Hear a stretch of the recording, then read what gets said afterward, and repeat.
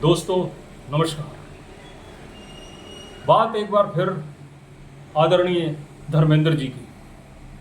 मेरे दोस्तों, धर्म जी तो अब नहीं रहे, लेकिन उनसे जुड़ी हुई बहुत सी ऐसी यादें हैं जो हमेशा उनके चाहने वालों के दिलों में बनी रहेंगी। उन यादों को उनसे कोई नहीं छीन सकता, भगवान भी नहीं। आज उनसे जुड़ी कुछ यादों से मैं आपको रूबरू कराना चाहूँगा।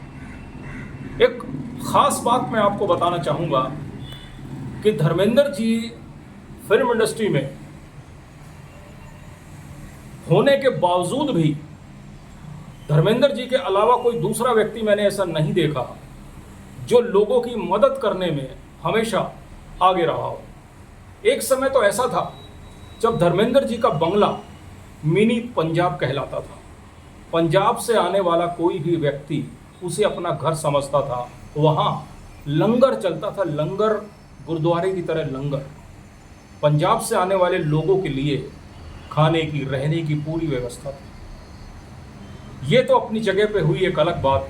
उसके अलावा धर्मेंद्र जी ने ऐसे कितने ही लोग हैं जिनकी अनगिनत बार, अनेकों बार मदद की और कभी उन्हें एहसास भी नहीं होने दिया उस मदद का। आज ऐसी ही कुछ बातों से मैं आपको रूबरू कराऊंगा।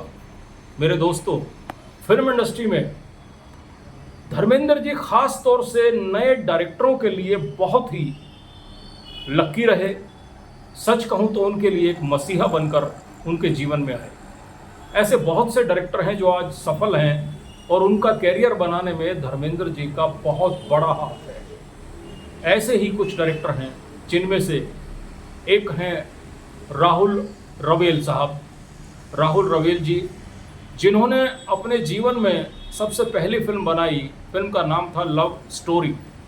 जी हाँ, जिसके राजेंद्र कुमार साहब निर्माता थे, राहुल रवेल उसमें डायरेक्टर थे, कुमार गौरव और विजेता पंडित उसमें नायक नायिका थे। मेरे दोस्तों, इस फिल्म को बनाने के बाद राहुल रवेल और फिल्म के निर्माता राजेंद्र कुमार में कुछ ऐसी अनबन हुई, कुछ ऐसा आपस में डिस्प्यूट हुआ, आपस में ऐसा कुछ तनाव हुआ कि इस फिल्म में राजेंद्र कुमार जी ने डायरेक्टर का नाम ही नहीं दिया। जी हाँ, लव स्टोरी अपने आप में एक ऐसी फिल्म है जिसमें डायरेक्टर का नाम ही नहीं है, इकलौती फिल्म विदाउट डायरेक्टर नेम। लेकिन ये फिल्म हिट हुई, सुपर डुपर हिट हुई। भले ही राजेंद्र कुमार जी ने डायरेक्टर को उसका क्रेडिट नहीं दिया, लेकिन फिल्म इंडस्ट्री के लोग जानते थे कि इस फिल्म का डायरेक्टर राहुल रवेल था।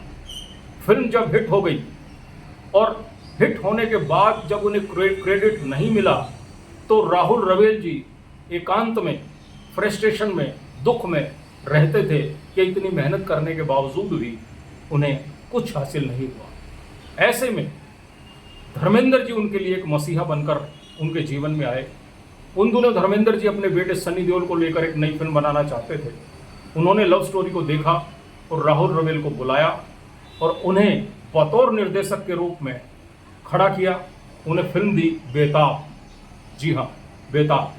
बेताब में राहुल रवेल जी का नाम भी आया। बतौर निर्देशक कहें जिसमें राहुल रवेल जी का नाम आया, वो सबसे पहली हिट फिल्म थी बेताब।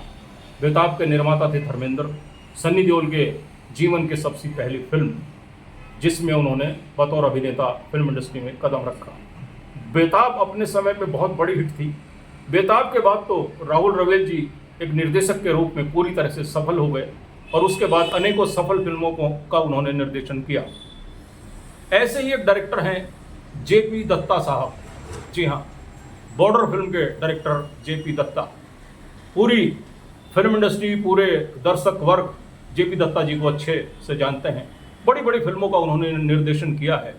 लेकिन एक समय था जब जेपी दत्ता जी सहायक निर्देशक होते थे।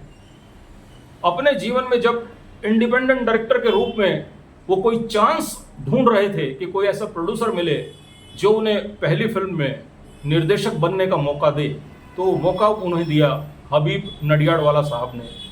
लेकिन शर्त एक ही थी कि इसमें धर्मेंद्र अगर इस रोल को करने के लिए तैयार हो जाए तो ये फिल्म बनेगी। जेपी दत्ता साहब ज्वार भाटा फिल्म के टाइम से धर्मेंद्र जी को जानते थे।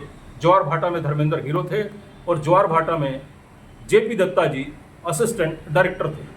दोनों की अच्छी पहचान थी। जेपी दत्ता जी ने गुलामी फिल्म की स्क्रिप्ट धर्मेंद्र को सुनाई और धर्मेंद्र ने स्क्रिप्ट सुनने के बाद उन्हें आश्वासन दिया कि मैं ये रोल करूँगा, तुम आगे बढ़ो। गुलामी बनी और सुपर डुपर हिट हुई और उसके बाद जेपी दत्ता जी ने भी हिट फिल्मों का एक कारवां खड़ा कर दिया, अनेकों हिट फिल्में बनाई। जेपी दत्ता जी का करियर बनाने में धर्मेंद्र जी का बहुत बड़ा योगदान था। यहाँ तक कि गुलामी बनते बनते एक समय ऐसा भी आ गया था जब बहुत से फाइनेंशियली प्रॉब्लम्स की वजह से वो फिल्म पूरी नहीं हो पा रही थी और तब धर्मेंद्र ने अपनी जेब से खुद पैसा लगाकर निर्माता और निर्देशक की मदद की और फिल्म पूरी हुई। ऐसे ही एक डायरेक्टर हैं अनिल शर्मा साहब, गदर फिल्म के डायरेक्टर, हीरो फिल्म के डायरेक्टर, अनेकों धर्मेंद्र और सनी देओल को लेकर सुपरहिट फिल्में बनाने वाले डायरेक्टर अनिल शर्मा जी ने अपने जीवन में एक बतौर निर्देशक के रूप में एक बहुत छोटे बजट की एक छोटी सी फिल्म श्रद्धांजलि से शुरुआत की, लेकिन उसके बाद वो बनाना चाहते थे कोई बड़ी फिल्म मीन्स बड़ा हीरो। ऐसे में वो भी धर्मेंद्र जी से मिले, उन्हें हुकूमत फिल्म की स्क्रिप्ट सुनाई और धर्मेंद्र जी ने उस फिल्म में काम करने की हामी भर दी। उस समय अनिल शर्मा की उम्र केवल 22 साल थी। हुकूमत बनी और हुकूमत भी सुपर डुपर हिट हुई। इस तरह से इंडस्ट्री को अनिल शर्मा के रूप में एक और नया हिट निर्देशक मिला।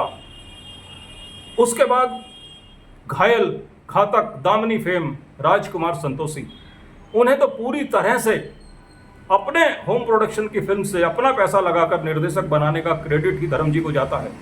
धर्म जी ने ही उन्हें एक निर्देशन के रूप में पहला मौका दिया, फिल्में बनाई और राजकुमार संतोषी जी आज जो इंडस्ट्री में टिके हैं या इंडस्ट्री में उनका जो आगमन हुआ, उनकी सफलता का पूरा क्रेडिट केवल धर्मेंद्र जी को जाता है। अनिल शर्मा के बाद इम्तियाज़ अली, उनको लेके धर्मेंद्र जी ने फिल्म प्रोड्यूस की सोचा न था, जिसमें हीरो थे धर्मेंद्र जी के भतीजे अभय देओल और भी बहुत से लोग हैं। सिर्फ निर्देशक ही नहीं, दोस्ती निभाने में भी धर्म जी किसी से पीछे नहीं थे। मेरे दोस्तों, एक फिल्म बन रही थी यकीन, जिसके प्रोड्यूसर थे देवेन वर्मा ने बतौर निर्माता अपना कैरियर उसी फिल्म से शुरू किया था। वो उनके होम प्रोडक्शन की पहली फिल्म थी और यकीन में उन्होंने हीरो लिया था धर्मेंद्र जी को। मेरे दोस्तों, वो एक ऐसा समय था जब धर्मेंद्र जी 2-2, 3-3 शिफ्टों में एक साथ काम करते थे, लेकिन उसके बावजूद भी रात को 12 बजे, 1 बजे, 2 बजे आकर भी धर्मेंद्र जी ने यकीन फिल्म की शूटिंग को पूरा करवाया और अपने दोस्त की मदद की। दोस्ती निभाने में अमिताभ बच्चन जी के बारे में भी आप सबको अच्छे से मालूम है कि शोले फिल्म में अमिताभ बच्चन को जय का रोल धर्मेंद्र जी की बदौलत ही मिला था।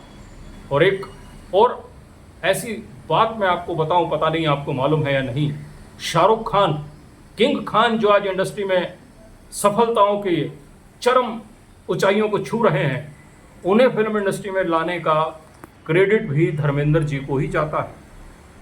जब हेमा मालिनी जी अपने होम प्रोडक्शन की अपनी पहली डायरेक्टोरियल फिल्म दिल आशना है बनाना चाह रही थी, उस समय वो किसी एक नए लड़के की तलाश में थी। तब धर्मेंद्र जी ने उन्हें शाहरुख खान का वीडियो दिखाया, उसकी तस्वीरें दिखाई और हेमा जी से कहा कि इस लड़के को, जिसका सीरियल आता है फौजी, इसे हीरो लो, ये लड़का देखना बहुत दूर तक जाएगा। धर्मेंद्र जी की सलाह पे हेमा मालिनी जी ने दिल आशना में शाहरुख खान को वो रोल ऑफर किया। फिल्म भले ही उतनी ज़्यादा सक्सेसफुल नहीं हुई हो, लेकिन उस फिल्म के बाद जब इंडस्ट्री में पता चला कि शाहरुख खान के नाम के किसी लड़के को हेमा जी इंट्रोड्यूस कर रही हैं, उसके बाद उन्हें फिल्में मिलनी शुरू हो गई। और आज शाहरुख खान कहाँ पर हैं, ये हम सभी जानते हैं। बहुत से ऐसे किस्से, बहुत सी ऐसी कहानियाँ हैं। बड़े बड़े स्टारों की तो बात ही छोड़ दीजिए, छोटे छोटे जो जूनियर आर्टिस्ट, उनके लिए भी धर्मेंद्र जी ने इतनी मदद की है, लड़ गए हैं वो उनके हक के लिए। एक बार फिल्म इंडस्ट्री में मेरे दोस्तों, मेरा अपना आंखों देखा हुआ ये किस्सा है। अनिल शर्मा जी की ही एक फिल्म फरिश्ते की शूटिंग चल रही थी, जिसमें धर्मेंद्र, रजनीकांत, विनोद खन्ना, यही सब बड़े बड़े कलाकार थे। लगातार उस फिल्म का शूट चल रहा था कि लंच ब्रेक का समय था और धर्म जी खाना खाने के लिए बैठे थे, तभी हुआ ये कि करीब 10-12 जूनियर आर्टिस्ट बोले तो जो बेचारे क्राउड में काम करते हैं उन्हें हम इंडस्ट्री में जूनियर आर्टिस्ट कहते हैं। 10-12 जूनियर आर्टिस्ट थोड़े डरे सहमे से धर्मेंद्र जी के पास आए, उन्हें पाजी नमस्ते बाजी करके उनके पांव छुए। धर्मेंद्र जी ने भी उन्हें करीब बुलाया। उन्होंने धर्म जी ने पूछा कि लंच ब्रेक चल रहा है, तुम लोगों ने खाना खा लिया कि नहीं। बड़ा झिझकते हुए उन्होंने जवाब दिया कि पाजी हम तो जूनियर आर्टिस्ट हैं, हमें खाना अलाउ नहीं है। ये सुन के धर्म जी को बड़ा अजीब लगा कि ये उस समय उस दिन वहाँ करीब 1,500 से 2,000 जूनियर आर्टिस्टों की टीम वहाँ काम कर रही थी। बाकी लोग खाना खा रहे थे और जूनियर आर्टिस्ट एक दूसरे के साथ झुंड बना के कहीं इधर उधर बैठे हुए थे। बाद में जूनियर आर्टिस्टों के में से ही किसी एक ने धर्म जी को बताया कि पाजी 10-12 दिन हो गए शूटिंग करते हुए, लेकिन अभी तक एक पैसा भी नहीं मिला। जब भी प्रोड्यूसर से या प्रोडक्शन मैनेजर से पैसा मांगने की कोशिश करते हैं तो रोज़ कल कल कल करके टरकाते रहते हैं और यहाँ तक कि कभी कभी तो गाली गलौज भी कर देते हैं। हम डेली कुआं खोदने वाले, डेली पानी पीने वाले मजदूर लोग हैं पाजी। हम लोग अगर हमें पैसा नहीं मिलेगा तो हमारे बीवी बच्चे, हमारे घर कैसे चलेंगे। ये सुनना ही था कि धर्म जी ने खाना नहीं खाया और उन्होंने तुरंत उसी वक्त प्रोडक्शन मैनेजर को वहाँ बुलाया और उससे साफ साफ शब्दों में कहा कि अभी और इसी वक्त इन सब लोगों की पेमेंट क्लियर करवाइए, तभी मैं इस फिल्म की शूटिंग करूँगा, वरना नहीं। प्रोडक्शन मैनेजर ने कहा सर हम अभी बताते हैं, मैं अभी निर्माता से बात करता हूँ। धर्म जी ने कहा कि उन्हें साफ साफ कह दो, ये मैंने कहा है, अगर इनकी पेमेंट क्लियर नहीं हुई तो मैं आपकी फिल्म में काम नहीं करूँगा। ऐसे थे हमारे धर्म जी। मेरे दोस्तों, उसी वक्त उन सभी लोगों की पेमेंट क्लियर की गई, उन्हें एक एक पैसा उनका दिया गया और उसके बाद धर्म जी ने उस फिल्म की शूटिंग की। फिल्म का नाम था फरिश्ते। ये तो मैंने आपको केवल कुछ घटनाएं बताई, ऐसी बहुत सी घटनाएं हैं जिसमें धर्म जी की महानता के अनेकों किस्से हैं। ऐसा व्यक्ति अब दोबारा पैदा नहीं होगा, ऐसे लोग अब बहुत कम रह गए हैं। धर्म जी के साथ इंसानियत का एक युग खत्म हो गया। धर्म जी जितने महान अभिनेता थे, उससे भी कई गुना अच्छे नेक इंसान थे। हम फिर से इस वीडियो के माध्यम से मैं एक बार फिर उन्हें श्रद्धांजलि अर्पित करता हूँ। ईश्वर उन्हें अपनी शरण में स्थान दे और वो जहाँ भी रहें हमेशा खुशियाँ बांटते रहें। नमस्कार।